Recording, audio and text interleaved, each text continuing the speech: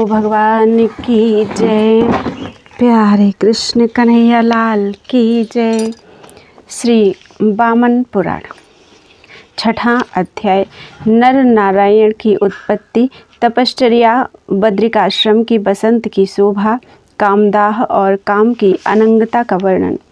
पुलस्त्य जी बोले, मुने, ब्रह्मा जी के हृदय से जो दिव्य देहधारी धर्म प्रकट हुआ था, उसने दक्ष की पुत्री मूर्ति नाम की भार्या से हरि, कृष्ण, नर और नारायण नामक 4 पुत्रों को उत्पन्न किया।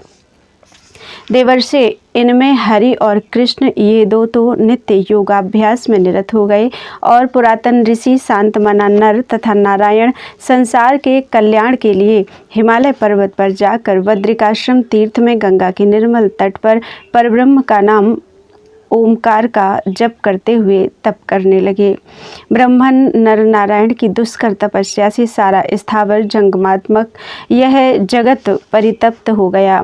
इससे इंद्र विक्षुब्ध हो उठे। उन दोनों की तपस्या से अत्यंत व्यग्र इंद्र ने उन्हें मोहित करने के लिए रंभा आदि श्रेष्ठ अप्सराओं को उनके विशाल आश्रम में भेजा। कामदेव के आयुधों में अशोक आम्रादि की मंजरियाँ विशेष प्रभावक हैं। इन्हें तथा अपने सहयोगी वसंत ऋतु को साथ लेकर वह भी उस आश्रम में गया। अब वे वसंत, कामदेव तथा श्रेष्ठ अप्सराएं ये सब बद्रिकाश्रम में जाकर निर्बाध क्रीड़ा करने लग गए। तब वसंत ऋतु के आ जाने पर अग्निशिखा की सदृश कांति वाले पलाश पत्रहीन होकर रात दिन पृथ्वी की शोभा बढ़ाते हुए सुशोभित होने लगे। मुने, बसंत रूपी सिंह मानो पलाश पुष्प रूपी नखों से शिशिर रूपी गजराज को विदीर्ण कर वहां अपना साम्राज्य जमा चुका था। वह सोचने लगा, मैंने अपने तेज से शीत समूह रूपी हाथी को जीत लिया है और वह कुंद की कलियों के बहाने उसका उपहास भी करने लगा है। इधर सुवर्ण के अलंकारों से मंडित राजकुमारों के समान पुष्पित कचनार अमलतास के वन सुशोभित होने लगे। जैसे राजपुत्रों के पीछे उनके द्वारा सम्मानित सेवक खड़े रहते हैं, वैसे ही उन वर्णित बनों के पीछे पीछे कदम्ब वृक्ष सुशोभित हो रहे थे। इसी प्रकार लाल अशोक आदि के समूह भी सहसा पुष्पित एवं उद्भासित हो सुशोभित होने लगे। लगता था मानो ऋतुराज बसंत के अनुयायी युद्ध में रक्त से लथपथ हो रहे हों। घने वन में पीले रंग के हरिण इस प्रकार सुशोभित हो रहे थे, जिस प्रकार सुहृद के आने से सज्जन आनंद से पुलकित होकर सुशोभित होते हैं। नदी के तटों पर अपनी मंजरियों के द्वारा वे तस ऐसे सुशोभित हो रहे थे मानो वे अंगुलियों के द्वारा यह कहना चाहते हैं कि हमारे सदृश अन्य कौन वृक्ष है। देवर्षि, जो दिव्य पतली एवं यौवन से भरी बसंत लक्ष्मी उस बद्रिकाश्रम में प्रकट हुई थी, उसके मानो रक्ताशोक ही हाथ, पलाश ही चरण, नीलाशोक केशपाश, विकसित कमल ही मुख और नील कमल ही नेत्र थे। उसके बिल्व फल मानो स्तन, कुंद पुष्प, दंत, मंजरी हाथ, दुफरिया फूल, अधर, सिंधुवार नख, नर कोयल की काकली अर्थात बोली, स्वर, अंकोल वस्त्र, मयूर यूथ आभूषण, सारस नूपुर स्वरूप और आश्रम के शिखर करधनी थे। उसके मत्त हंस गति, पुत्र जीव ऊर्ध्व वस्त्र और भ्रमर मानो रोमावली रूप में विराजित थे। तब नारायण ने आश्रम की अद्भुत रमणीयता देखकर सभी दिशाओं की ओर देखा और फिर कामदेव को भी देखा। नारद जी ने पूछा ब्रह्मर से, जिसे अव्यय जगन्नाथ नारायण ने बद्रिकाश्रम में देखा था, वह अनंग काम कौन है? पुलस्त्य जी ने कहा, यह कंदर्प हर्ष का पुत्र है, इसे ही काम कहा जाता है। शंकर की नेत्राग्नि द्वारा भस्म होकर वह अनंग हो गया। नारद जी ने पूछा, पुलस्त्य जी, आप यह बतलाएं कि देवादिदेव शंकर ने कामदेव को किस कारण से भस्म किया? पुलस्त्य जी ने कहा, ब्रह्मन दक्ष पुत्री सती के प्राण त्याग करने पर शिवजी दक्ष यज्ञ का विध्वंस कर जहाँ तहाँ विचरण करने लगे। तब शिवजी को स्त्री रहित देखकर पुष्पास्त्र वाले कामदेव ने उन पर अपना उन्मादन नामक अस्त्र छोड़ा। इस उन्मादन बाण से आहत होकर शिवजी उन्मत्त होकर वनों और सरोवरों में घूमने लगे। देवर्षि बाणविद्ध गज के समान उन्माद से व्यथित महादेव सती का स्मरण करते हुए बड़े अशांत हो रहे थे। उन्हें चैन नहीं था। मुने उसके बाद शिवजी यमुना नदी में कूद पड़े। उनके जल में निमज्जन करने से उस नदी का जल काला हो गया। उस समय से कालिंदी नदी का जल भृंग और अंजन के सदृश कृष्ण वर्ण का हो गया एवं वह पवित्र तीर्थों वाली नदी पृथ्वी के केश पास के सदृश प्रवाहित होने लगी। उसके बाद पवित्र नदियों, सरोवरों, नदों, रमणीय नदी तटों, वापियों, कमलवनों, पर्वतों, मनोहर काननों तथा पर्वत श्रृंगों पर स्वेच्छापूर्वक विचरण करते हुए भगवान शिव कहीं भी शांति नहीं प्राप्त कर सके। देवर्षि वे कभी गाते, कभी रोते और कभी कृशांगी सुंदरी सती का ध्यान करके कभी सोते और कभी स्वप्न देखने लगते थे। स्वप्न काल में सती को देखकर वे इस प्रकार कहते थे, निर्दये रुको, हे मूढ़े मुझे क्यों छोड़ रही हो, हे अनिंदिते, हे मुग्धे, तुम्हारे विरह में मैं कामाग्नि से दग्ध हो रहा हूँ। हे सती, क्या तुम वस्तुतः क्रुद्ध हो? सुंदरी, क्रोध मत करो, मैं तुम्हारे चरणों में अवनत होकर प्रणाम करता हूँ। तुम्हें मेरे साथ बात तो करनी ही चाहिए।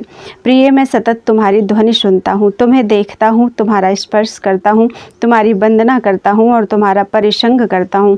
तुम मुझसे बात क्यों नहीं कर रही हो? बाले विलाप करने वाले व्यक्ति को देखकर किसे दया नहीं उत्पन्न होती? विशेषतः अपने पति को विलाप करता देखकर तो किसे दया नहीं आती? निश्चय ही तुम अति निर्दयी हो। सूक्ष्म कटी वाली, तुमने मुझसे पहले कहा था कि तुम्हारे बिना मैं जीवित नहीं रहूंगी, उसे तुमने असत्य कर दिया। सुलोचने, आओ, काम संतप्त मुझे आलिंगित करो। प्रिय, मैं सत्य की शपथ खाकर कहता हूँ कि अन्य किसी प्रकार मेरा ताप शांत नहीं होगा। इस प्रकार वे विलाप कर स्वप्न के अंत में उठकर वन में बार बार रोने लगे। इस प्रकार मुक्त कंठ विलाप करते हुए भगवान शंकर को दूर से देखकर काम ने अपना धनुष झुका कर पुनः वेग से उन्हें संतापक अस्त्र से बेध डाला। अब वे इससे विद्ध होकर और भी अधिक संतप्त हो गए एवं मुख से बारंबार बिलख कर फूत्कार कर संपूर्ण विश्व को दुखी करते हुए जैसे तैसे समय बिताने लगे। फिर काम ने उन पर विजृंभण नामक अस्त्र से प्रहार किया। इससे उन्हें जम्भाई आने लगी। अब काम के बाणों से विशेष पीड़ित होकर जम्भाई लेते हुए वे चारों ओर घूमने लगे। इसी समय उन्होंने कुबेर के पुत्र पांचालिक को देखा और उसको देखकर उसके पास जाकर त्रिनेत्र शंकर ने यह बात कही, भ्रातृव्य, तुम अमित विक्रमशाली हो, मैं जो आज बात कहता हूँ तुम उसे करो। पांचालिक ने कहा, स्वामिन, आप जो कहेंगे देवताओं द्वारा सुदुष्कर होने पर भी मैं उसे करूँगा। हे अतुल बलशाली शिव, आप आज्ञा करें। ईश, मैं आपका श्रद्धालु भक्त एवं दास हूँ। भगवान शिव बोले, वरदायिनी अंबिका, सती के नष्ट होने से मेरा सुंदर शरीर कामाग्नि से अत्यंत दग्ध हो रहा है।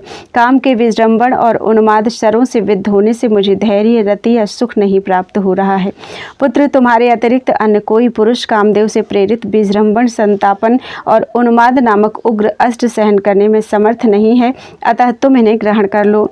पुलस्त्य जी बोले, भगवान शिव के ऐसा कहने पर उस यक्ष कुबेर पुत्र पांचालिक ने विजृंभण आदि सभी अस्त्रों को उनसे ले लिया। इससे त्रिशूली को तत्काल संतोष प्राप्त हो गया और प्रसन्न होकर उन्होंने उससे ये वचन कहे। भगवान महादेव जी बोले, पुत्र, तुमने अति भयंकर विजृंभण आदि अस्त्रों को ग्रहण कर लिया, अतः प्रत्युपकार में तुम्हें सब लोगों के लिए आनंददायक वर दूंगा। चैत्र मास में जो वृद्ध, बालक, युवा या स्त्री तुम्हारा स्पर्श करेंगे या भक्ति पूर्वक तुम्हारी पूजा करेंगे, वे सभी उन्मत्त हो जाएंगे। यक्ष फिर वे गाएंगे, नाचेंगे, आनंदित होंगे और निपुणता के साथ बाजे बजाएंगे, किंतु तुम्हारे सम्मुख हंसी की बात करते हुए भी वे योग युक्त रहेंगे। मेरे ही नाम से तुम पूज्य होगे। विश्व में तुम्हारा पांचाली केश नाम प्रसिद्ध होगा। मेरे आशीर्वाद से तुम लोगों के वरदाता और पूज्यतम होगे। जाओ।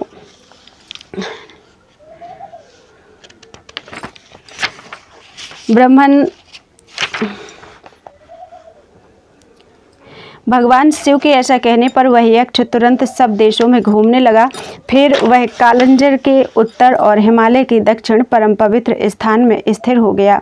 वह शिवजी की कृपा से पूजित हुआ। उसके चले जाने पर भगवान त्रिनेत्र भी विंध्य पर्वत पर आ गए। वहाँ भी काम ने उन्हें देखा। उसे पुनः प्रहार की चेष्टा करते देख शिवजी भागने लगे। उसके बाद कामदेव के द्वारा पीछे किए जाने पर महादेव जी घोर दारुवन में चले गए, जहाँ ऋषिगण अपनी पत्नियों के साथ निवास करते थे।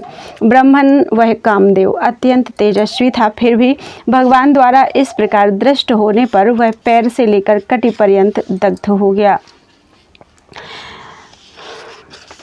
अपने चरणों को जलते हुए देखकर पुष्पायुध काम ने अपने श्रेष्ठ धनुष को दूर फेंक दिया। इससे उसके 5 टुकड़े हो गए। उस धनुष का जो चमचमाता हुआ सुवर्ण युक्त मुठबंध था, वह सुगंधपूर्ण सुंदर चंपक वृक्ष हो गया। मुने उस धनुष का जो हीरा जड़ा हुआ सुंदर कृति वाला नाह स्थान था, वह केसर वन में बकुल मौलिश्री नाम का वृक्ष बना। इंद्रनील से सुशोभित उसकी सुंदर कोटि भृंगों से विभूषित सुंदर पाटला गुलाब के रूप में परिणत हो गई। धनुष नाह के ऊपर मुष्टि में स्थित चंद्रकांत मणि की प्रभा से युक्त स्थान चंद्र किरण के समान उज्ज्वल 5 गुल्म वाली जाति चमेली पुष्प बन गया। मुने मुष्टि के ऊपर और दोनों कोटियों के नीचे वाले विद्रुम मणि विभूषित स्थान से अनेक पुटों वाली मल्लिका अर्थात मालती हो गई। नारद जी देव के द्वारा जाति के साथ अन्य सुंदर तथा सुगंधित पुष्पों की सृष्टि हुई। ऊर्ध्व शरीर के दग्ध होने के समय कामदेव ने अपने बाणों को भी पृथ्वी पर फेंका था।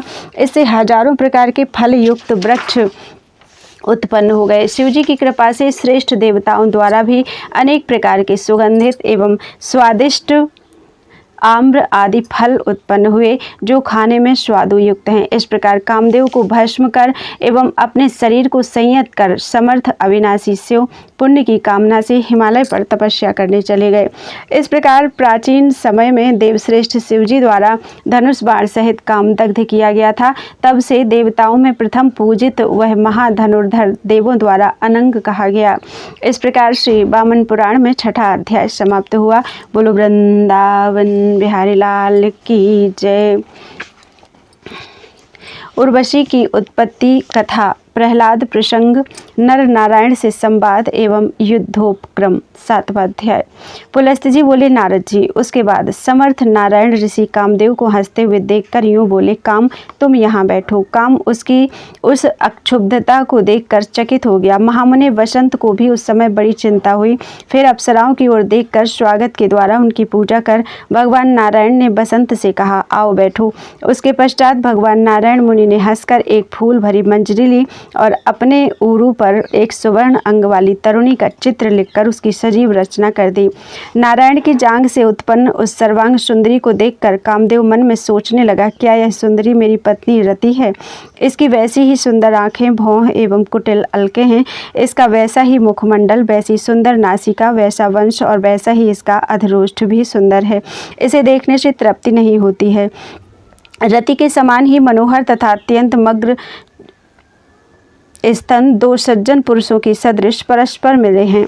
इस प्रकार इस सुंदरी का वैसा ही कृष्ण त्रिवली युक्त कोमल तथा रोमावली वाला उदर भी सुशोभित हो रहा है। इसका करधनी से मंडित स्थूल जघन प्रदेश क्षीर सागर के मंथन के समय में वासुकी नांग से वेष्टित मंदर पर्वत के समान सुशोभित हो रहा है। नारद जी अब बसंत भी उस उर्वशी को देखकर सोचने लगा कि क्या यह राजा काम की राजधानी ही स्वयं आकर उपस्थित हो गई है, अथवा रात्रि का अंत होने पर सूर्य की किरणों के ताप के भय से स्वयं चंद्रिका की शरण में आ गई है। इस प्रकार सोचते हुए अप्सराओं को रोककर बसंत मुनि के सदृश ध्यानस्थ हो गया। महामुनि उसके बाद शुभ व्रत नारायण मुनि ने कामादि सभी को चकित देखकर हंसते हुए कहा, हे काम, हे अप्सराओं, हे वसंत, यह अप्सरा मेरी जांघ से उत्पन्न हुई है। इसे तुम लोग देवलोक में ले जाओ और इंद्र को दे दो। उनके ऐसा कहने पर वे सभी भय से कांपते हुए उर्वशी को लेकर स्वर्ग में चले गए और उस रूप यौवनशालिनी अप्सरा को इंद्र को दे दिया। महामुनि उन कामादि ने इंद्र से उन दोनों धर्म के पुत्रों नर नारायण के चरित्र को कहा, जिससे इंद्र को बड़ा विस्मय हुआ। नर और नारायण के इस चरित्र को चर्चा आगे सर्वत्र बढ़ती गई तथा वह पाताल, मर्त्यलोक एवं सभी दिशाओं में व्याप्त हो गई। मुने एक बार की बात है, जब भयंकर हिरण्यकशिपु मारा गया, तब प्रहलाद नामक दानव राजगद्दी पर बैठा। वह देवता और ब्राह्मणों का पूजक था। उसके शासनकाल में पृथ्वी पर राजा लोग विधि पूर्वक यज्ञ अनुष्ठान करते थे। ब्राह्मण लोग तपस्या, धर्म कार्य और तीर्थ यात्रा, वैश्य लोग पशुपालन तथा शूद्र सबकी सेवा प्रेम से करते थे। मुने इस प्रकार चारों वर्ण अपने आश्रम में स्थित रहकर धर्म कार्यों में लगे रहते थे।